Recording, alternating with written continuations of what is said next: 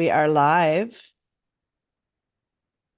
Welcome to the LaCroix Show. I'm here today doing my first live interview with my dear sister and friend and coach and collaborator and all the things, Crystal Celeste, the everyday enchantress, and so much more. Hi.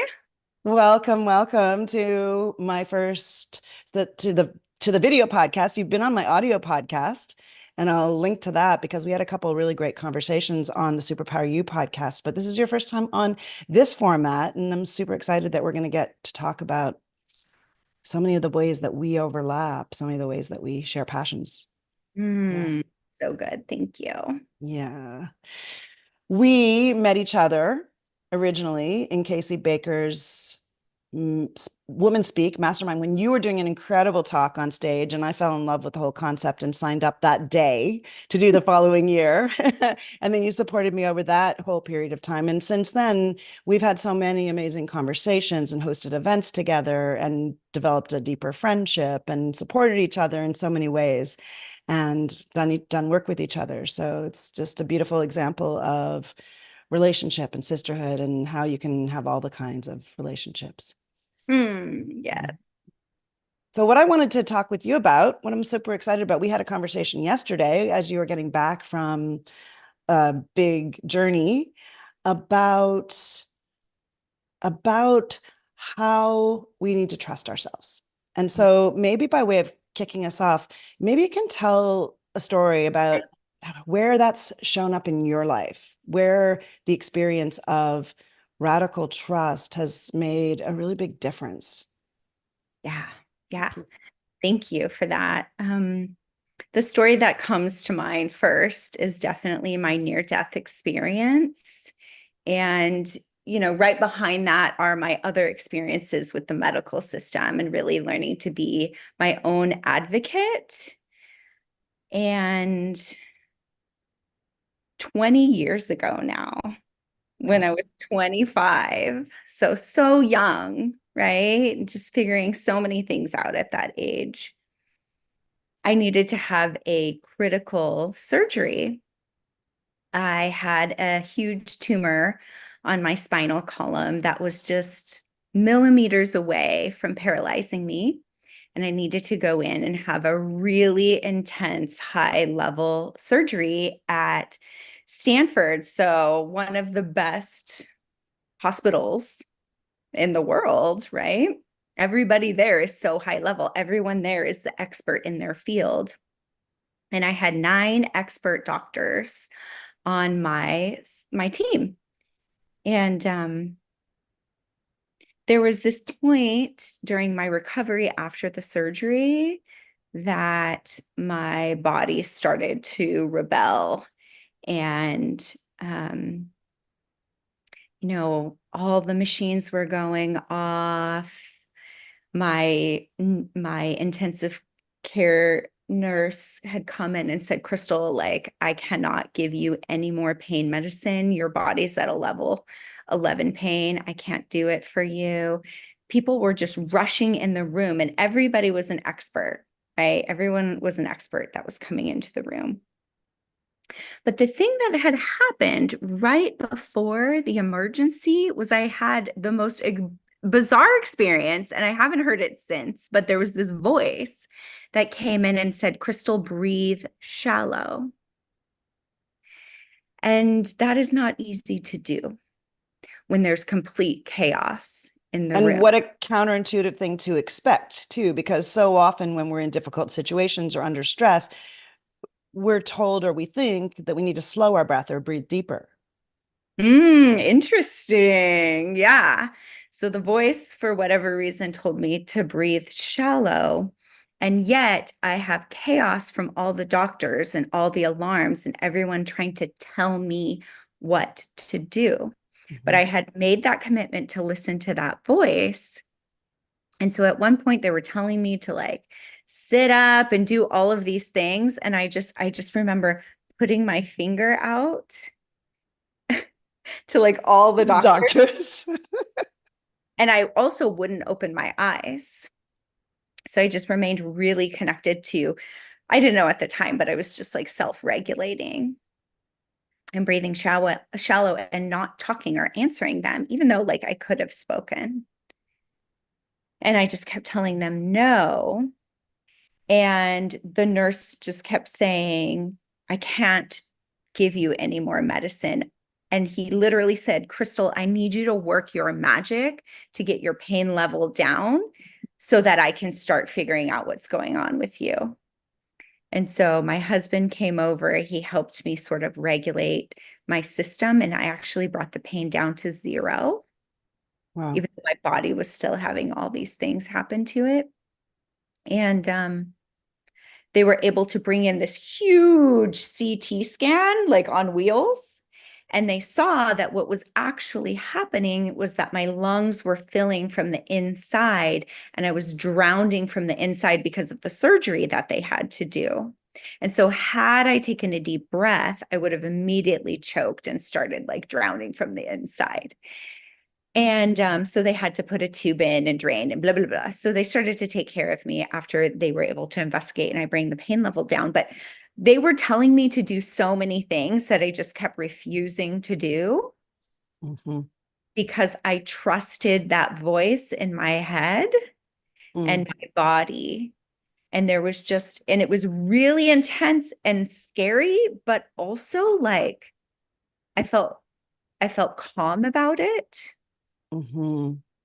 It's amazing that you were so young and that you had that instinct to trust yourself. And I think that speaks a lot about who you are as a woman, who you are as a friend, or who you are in relationship in your family, and who you are as a coach.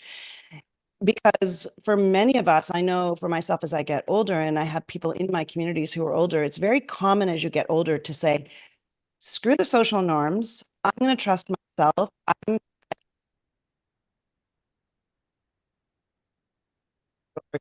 we both have very sometimes education system a lot more.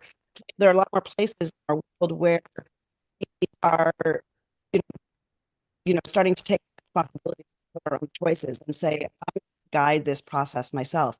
But for you to have known that, done that, trusted that when you were so young is pretty remarkable. And because I've been in containers, your masterminds, and seeing you at work, I know that your message for people to trust themselves is really deep, a deep part of the way that you work with people and your message and the way that you coach people.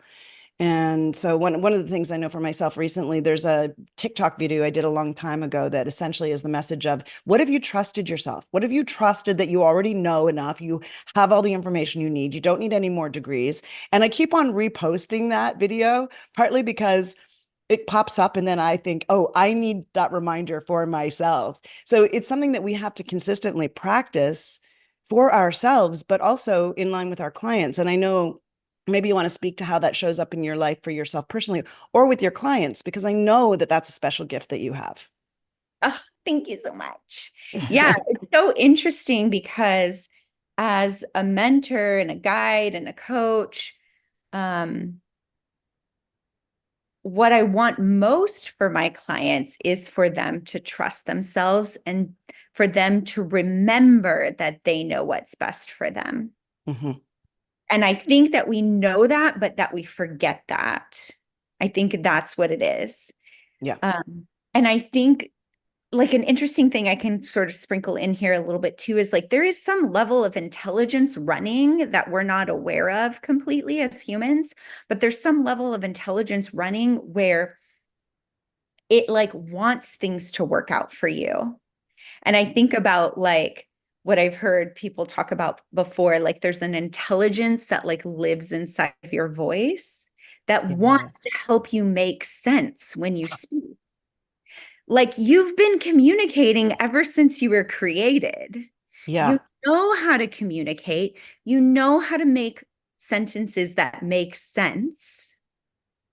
You're wired for connection. So if we can just like just get a little bit out of the way, there's that little hairline part of us that gets in the way. And if Hmm. we just like move that out of the way and trust the intelligence that's running, maybe you will be able to connect and make sense, and that sentence will come out of your mouth. Well, actually, you will be able to trust. It's the part of ourselves that distances ourselves a little bit from ourselves, that is the self-conscious part, that is the non-trusting part. And so much, I'm sure this is true for you as a speaking coach, and for me in the work that I do in helping people be more effective with how they use their voice, how they use their stories, and how they use their language. So much of it is about bringing them back to their natural way of speaking, their trust from the inside, exactly what you said. And another thing that is occurring to me as you're speaking is this idea I've been really a little obsessed with recently, and that is that this idea that how we speak and what we say is an incantation. What we say is the creation of who we're becoming, because you can't separate what you say or what you hear yourself sound in voice and words and story from how you're imagining yourself to become, what you're imagining yourself to become. So to me, there's this beautiful synergy between what we say and how we speak about ourselves and how we feel and who we be. Yes. Oh my gosh, there's so much good stuff in that. It's true. It almost reminds me of like something I learned in parenting. This is kind of like a little twist, but like a parenting coach said, like, when your kid tells you they hate you, that's like them actually healing in that moment because they've Mm. already healed like that piece that's in there. They're just like taking it to the next step to like verbalize it, but that's them literally like working through it in that moment. And so it's just like, ooh, speaking used as like a healing tool. 100%. I 100% believe that that's exactly what it is. So, when people come to me, some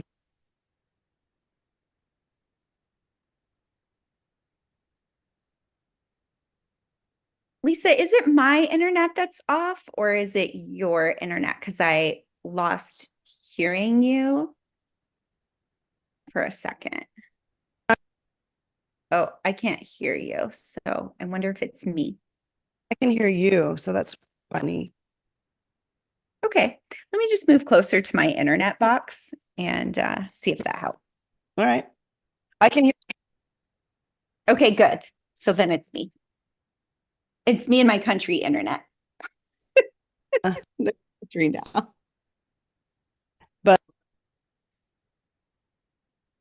I still can't hear you. still can't hear me. Okay, now I'm Oh, back. Now I'm back. okay. Can you hear me now? Yes, You yes, can? Oh, yes. yay. Okay, this is Okay. great. Great, great, great. So what I was saying, what was I saying now?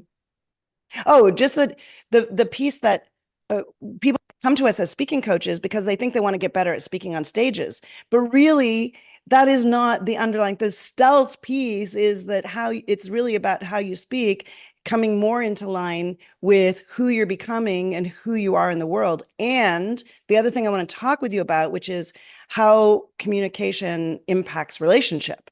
Mm-hmm. Mm.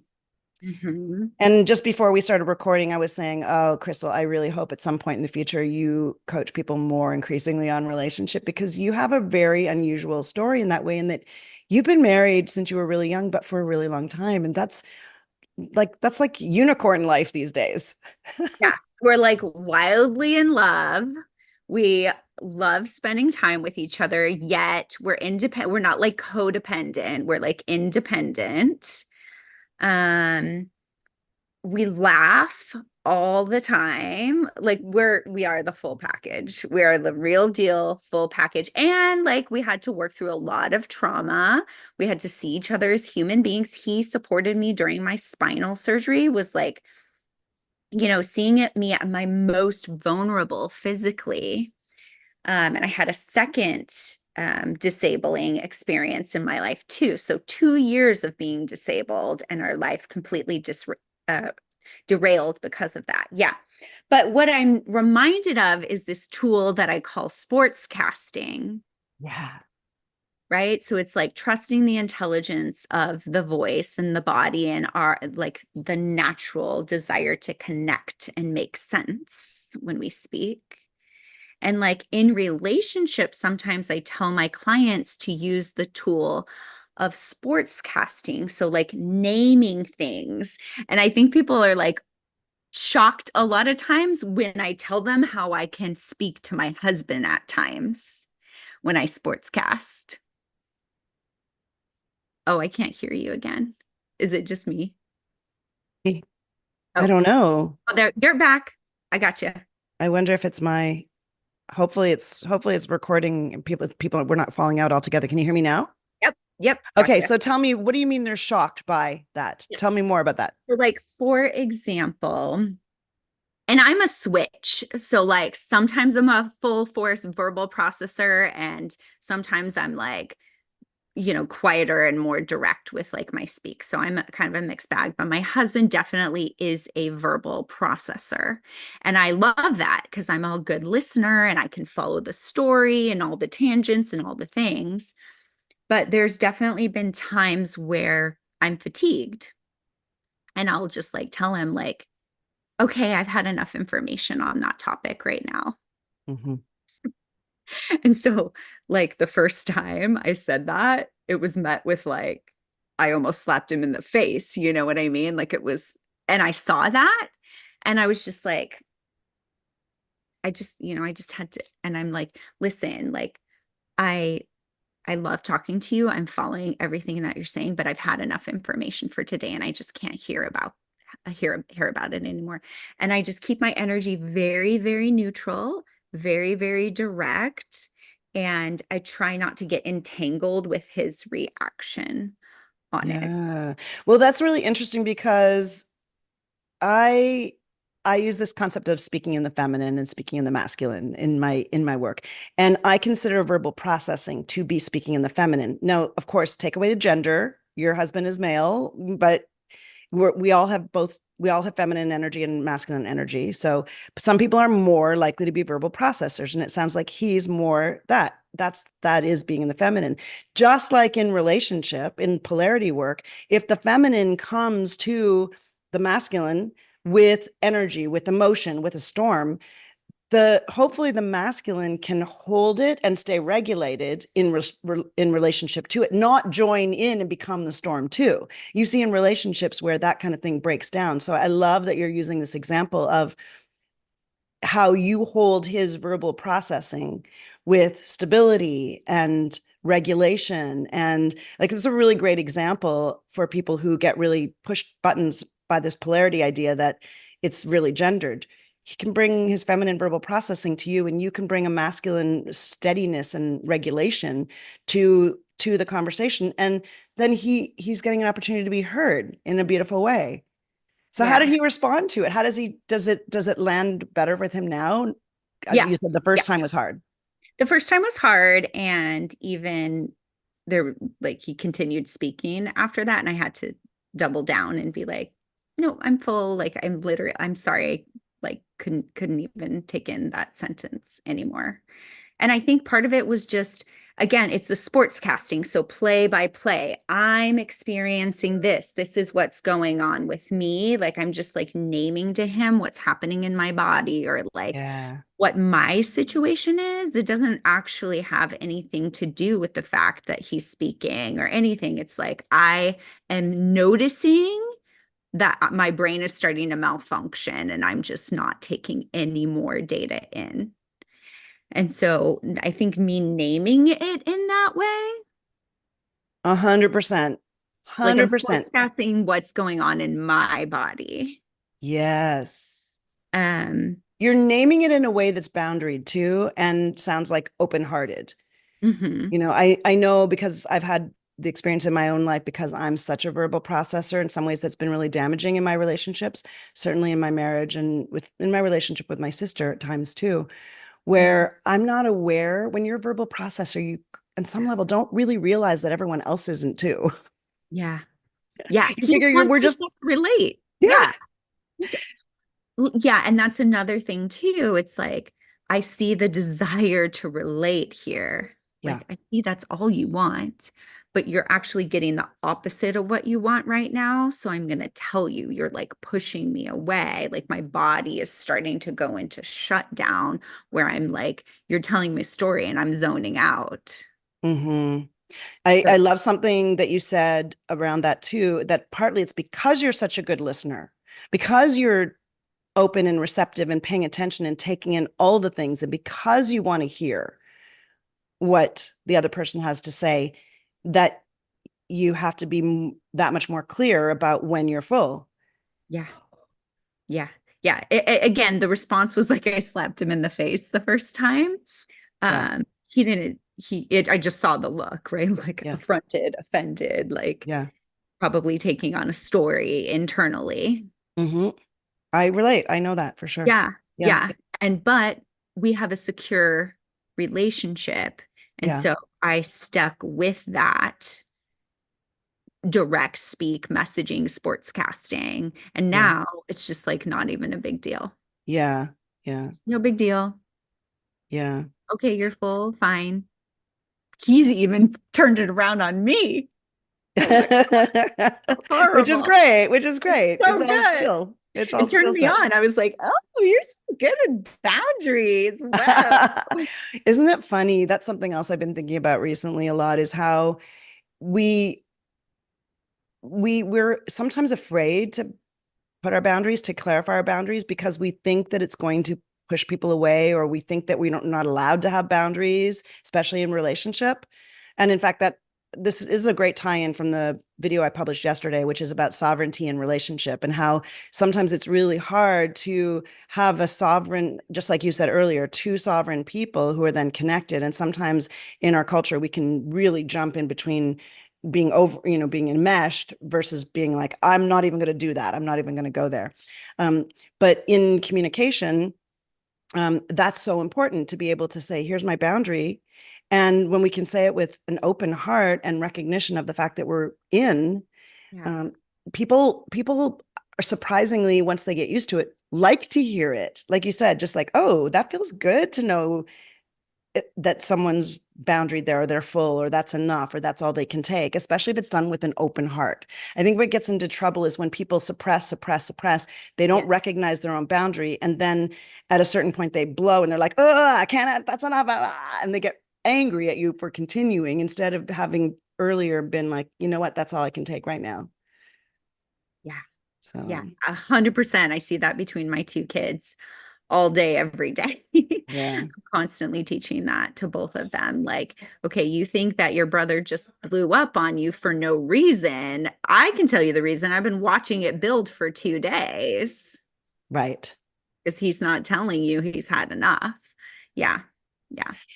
So one thing that you mentioned, we didn't really talk specifically about this, but I'm wondering if we can jam on it a little bit, is Mhm. intimacy in general. And you've been such an advocate for sisterhood Mhm. and for friendship. And so wondering if, there's any part of this conversation that relates either to the idea of trusting oneself, or specifically about how we communicate with people that in friendship, to deepen friendship. Yeah. Maybe it's the same thing. Maybe it's about authenticity and about what's true and being boundaried. I don't know. Well, do you have any thoughts on that? Yeah, like even a friend today, we have such a good relationship and she was supposed to come down and visit me today and she woke up just not feeling well and so she instead of pushing her body, she texted me and let me know we needed to do a rain check. Whereas I know that from working with her and talking through these types of situations with her through the years, she might if she was doing her old pattern, she would have just pushed through and come down instead of speaking the thing. I personally feel closer to her when she names what she needs. Yeah. So I can get into my over caretaking mode if someone isn't speaking up because I'm trying to like read their mind. Yeah. And that doesn't make me feel safe when I have to try to read people's minds. When people, I know that it's a good friend when they tell me no. I know it's Right. a good friend when they bring up a conflict. It's like, Ooh. this person like trusts me. They trust our relationship. They see me as wise and capable of holding my own trigger, my own temper. So I think that people can freak out when a challenge comes in their friendship. Yeah. But I see that as like a next level of intimacy of just like, I'm just going to tell you, no, I can't come anymore. Since that isn't very common in our culture, what do you think is the difference between people exploring and developing the type of relationships where they feel safe to do that? I mean, that's the query that I'm having right now in my mind is it's not very common.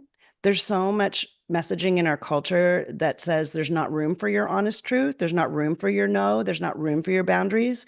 And I 100% think that what you say is true is that the more we can bring our no, our boundaries to another, the more we're saying, I trust you, and the more we're creating more intimacy. But I'm wondering what the bridge is from people's Yeah. automatic response to being able to do that. And maybe it's just practice, or maybe it's seeing models of it, you know? Yeah.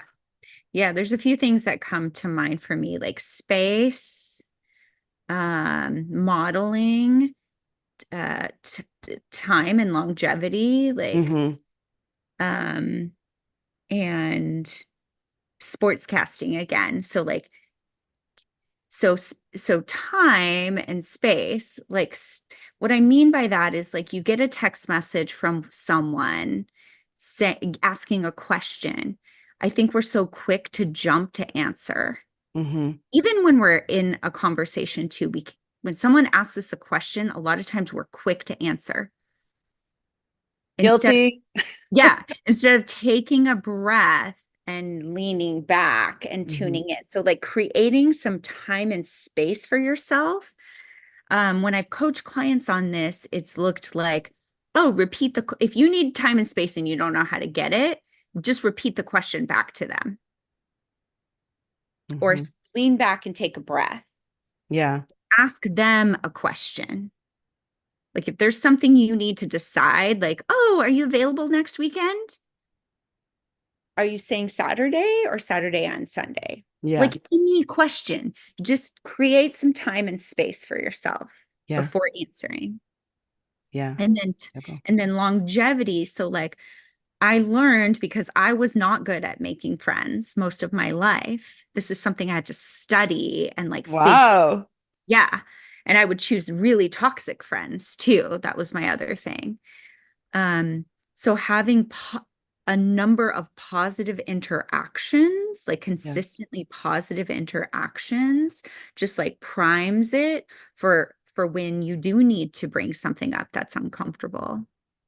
So like it's like you're banking all of this.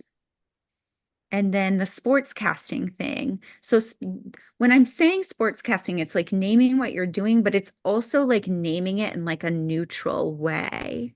Mm-hmm. So like when we were negotiating and finding like our window of compatibility with like when are we gonna hang out again? Yeah. It's like we're in a negotiation now. And she's like, well, what about this weekend? And if I had responded quickly, because I just want to be a yes, I want to see her. Yeah. I wouldn't I wouldn't have sat back and been like, ooh, a different friend's coming the week before. I Yeah. can't do back to back hosting. And so I just named that. I'm like, someone is coming the week before. I can't do back to back hosting. This weekend doesn't work for me. It's very neutral. I'm just Yeah. naming the facts. I'm naming the play by play in context with my answer. Yeah, I love that. I mean, and Oh, the parallels that I would make on that is, you know, as I call it speaking in the feminine and say, hey, I'm going to see, I would need to think this out loud. Can I verbally process this? And if I have your permission, then I can blah, blah, blah, or where I call it, or blah, blah, blah. And yeah. even yesterday on Marco Polo, when we were talking and I did that and you were like, I love the blah, blah, blah, because it lets me follow along how you're thinking. Yes. And, you know, another parallel to that, I had a teacher many, many years ago named LaCroix, and he used to call it do a weather report. So it's similar to your sports casting. Yes. You know, so there's first principles here happening that there's intimacy that's built when we let someone else into our thinking process.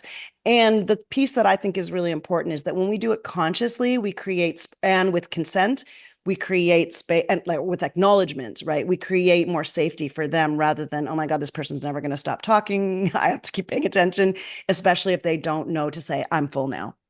Yeah. I think some people, you're making me think of as well, some people think they need to do the blah, blah, blah when that isn't their nature, but they just like fall into it. I had another friend that was like that. And finally, she just said to me, I'm sitting on the other end of the phone, like sweating and struggling because all I want to say is this one thing, but I have to be like, hey, how's it going? And it's been a while and like all the things. She's like, I just want to be able to tell you this one thing. Once we named that, I was like, literally just tell me the 3-word sentence. Like, I don't need the emoji and the and on and on. Like, you're wasting too much energy on this communication exchange. Right. So Amazing like, how self-awareness is such a superpower. uh-huh. Just Uh-huh. knowing ourselves and being able to say, here's what I need and here's who I am. Super Yeah, and powerful. that kind of makes me think about your question about friendship too. Like there's been several times with friends where we've had these like super detailed discussions, like tell me exactly how you want to communicate. Like Yeah. what works for you? Or we like spent a weekend together. I'm like, a weekend together. I'm like, tell me how you want me to wake you up. And she was like, oh my God, I want you to wake me up and then 15 minutes later come back and check on me. I'm Ah, just like, perfect. Instead of like, what are we doing? And how long am I waiting? And what's next? And then one of them was like, literally, I want you to wake me up 5 minutes before we have to go. Like, I don't need all the time and all the things and all the warnings. Right. And I'm just like, just oh give my me gosh. directions. So, like, learning how to give your friends specific directions. I think that brings out the instructional technologist in me. Can we SOP how to talk to each SOP, other? how to tell a friend how you want to be woken up. No, I mean, that's such a beautiful example of how it applies to friendships. And it's what I see in the dating world and supporting people in dating in my own experience is that the fact that people don't know how to say what, sometimes don't know what they want or know how they want something to be, and then don't feel they have the permission or the skills to say what it is that they want and how they want it. So much could be solved if people had more of that self-awareness and more of the ability to communicate that to each other It's in true. all the relationships. So true. It makes me think of my 3 kids and how they're all so different. And I have one that has a really hard time deciding things. Hmm. And once I really tuned into that, we came up with like a little protocol for like when I asked a question, like, do you want to stay home or do you want to go with the family to the park, for example? And I'll be like, okay, I'll be back in like 5 minutes to check on if you've decided yet. Right. And so we have that like little protocol for the slow processor, for the one who needs to like go through all the scenarios, Hmm. but without me like sitting there waiting for the answer. And so I get way more honest answers now from that child. And so, like, tuning into the way that people communicate. That's so beautiful. You know what Yeah. I want to ask you about because I'm incredibly intrigued to hear that you weren't. And I think I knew something about this because you've mentioned some things about challenges in relationships in the past with, especially with female friends. And I'm wondering if you can talk a little bit about the fact that you were someone who wasn't good at creating friendships or who picked toxic friendships. And now I see you as being someone who's exceptionally gifted at relationships, at intimacy, at sisterhood, at close friendships. So, what would you say to someone who maybe feels like I want to be better at friendships? I want to deepen the friendships I have. I'm feeling like I want more intimacy in my connections with people. Yeah. Oh, such a good question. And I want to definitely think about this more, but like the things that bubble up first are I kept trying to fit into other people, other friends groups. Like I was like, I don't have a friends group. I'm gonna like, try to become friends with people and their friends group. And so Hmm. like trying to fit in again and again and again just like never worked for me. I had to go out and hand find each individual friend and create my own friend group, which was like and then they all just like got along. So I think people are afraid to like introduce and co-mix different types of friends and people.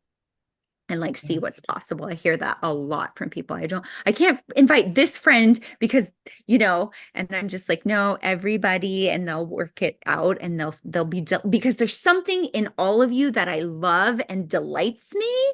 You're going to also find some window of compatibility between you two. So trusting that. Um, I had to admit to myself that I, um, was choosing toxic women to be friends with as a pattern that I was repeating from my mother wound. So, like, I had to become aware of that and stop doing that. I think because I am such a good listener, I would pick these women that would vampire, I called it like vampire energy. They were just like sucking the energy out of me constantly. I had to tell a few of them that as I ended the relationships because they were really attached to me and I had to tell them no more. And then they wanted to know why. And I thought, I cannot leave you without telling you why. Mm. Like, Because it's not honoring you being in your truth. yeah. And I just felt like, even if they hate, like, we're not friends anymore, anyways. And even if they hate me afterwards, at least I gave them the data that they really, really needed, whether they act on it or not, Right. But I can tell you why a lot of your friends leave you and don't tell you, or why all these people are ghosting you and don't ever tell you. Like, let me Yeah. just tell you. Yeah. So I had to recognize who I was picking. I had to become conscious of who I was picking newly. And my strategy was like to go to networking meetings or parties or things and find the one person that I connected with and then slowly oh, that was the other thing. I like slowed down getting close to people. Mm. Because like I love people and I want to get close fast and just keep moving on to the next level and the next level, and I can. But even sometimes when I would do that, like it wouldn't work out for them. Like they would get in too deep with me too fast. Right. Yeah. So like slowing down the getting to know each other process. Um, this is a super little tip, but it's important. Like every time you meet with someone that you connect with, putting an appointment on the calendar for the next time you meet so you don't have to go back and forth and back and forth and then it just like collapses on you. Like at that time where you're meeting, put a new appointment on your calendar to meet again in the beginning of the relationship. Oh, okay. I was going to say, we don't do that. No, no, we're established. We're established. But if you're like starting from scratch and you're like, I'm an adult, how do I make friendships? Yeah. Yeah. How do I deepen this friendship? How do I deepen this possibility, this new relationships that's blooming? Yeah. Yeah. And then I watched this really incredible TED talk. I think it was called Frientimacy, like friendship intimacy. Mhm. And she talked about like the frientimacy triangle. And it was like into like sharing vulnerability, positive connections, and like time or something like that. And so I just Mm. used those three principles again and again and again, and then took responsibility for like, no, Crystal, you see this person's shadow, you know that they're not good for you. It's not your job to save them. It's your job to not be close to them. Let them Right. go. Wow. Wow. Thanks for sharing those ideas because I do think it's a special gift that you have. Mhm. And yeah, and I think it's something that in these days and age of loneliness, people especially, I don't know, there's something about these times right now that I think a lot of people are struggling with how to connect and how to deepen and how to deepen their relationships. And so that's a gift. I Yeah, I want think to, sorry, what? I think you really have to know yourself and take a look at Yeah, yourself totally. and There's admit. so much that comes back to knowing yourself first Yeah.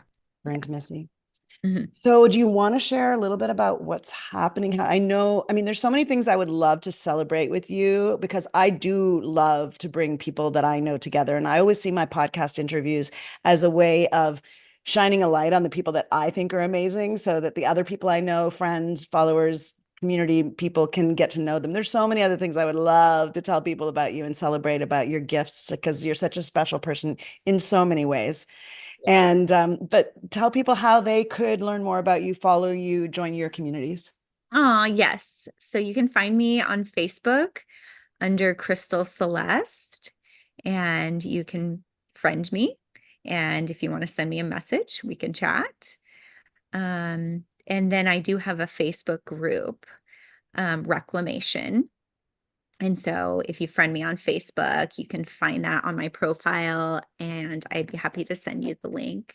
And then I've got a little sweet little community called Enchantress. This is a paid community, and we meet every single Friday, and we do devotional work, and you really learn about what commitment and devotion is to pouring into yourself. So every week I support you and pouring into yourself so that you can do all the outward facing things you want to do, like go out and make friends, go out and have the stamina for your relationships, go out and keep your connection energy with people versus your abandonment tendencies that you might be having, especially if you're lonely, right? Or like anywhere from like that stuff all the way to staying connected to sales and speaking up and making your offers online because people tend to abandon that too. So if we can work on your like connection with yourself every single Friday, all of that stuff can start to fall into place for you as well. I've really discovered this knack for helping people like stay in devotion and connection. One of the things I want to celebrate about you, because if someone is new to you or they haven't met you yet, they don't know more about you, they wouldn't necessarily realize that, first of all, your communities, the places where your offerings, your communities, the Everyday Enchantress, the Friday group, Reclamation, you're a little bit outside the box in the way you approach things, definitely a little bit unconventional. So, I mean, I remember the first time you held a group that I joined, and we just did nothing except be in our beds together. I mean, it was so profound in so many ways, but so unusual. I don't think I'd ever experienced anything quite like that. So some of the things, some of the offerings that you bring for people to connect with are kind of unconventional. And yet you have a very rich and successful past career in corporate and in all the business world. So you have this incredible mix of skills from high level sales and corporate knowledge and management and skills right down to ritual and outside the box ways of thinking and connecting with nature and all the things. So you're such a unique person in that way. And I'm going to encourage anyone who's here listening, if there's any of our conversation resonates, definitely join Crystal's groups, follow along and learn more. Thank you so much. Yeah, my ways can be a little edgy sometimes. Like if you come to me saying you want to practice presence, then we're going to practice presence right now. If you come to me saying you can't rest or take a break or put your phone down, we're going to practice that right now. Like I'm very like, let's take action, including on not let's learn how to not take action right now.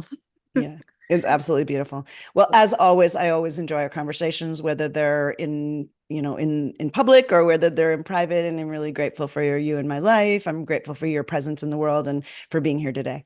Thank you, Lisa.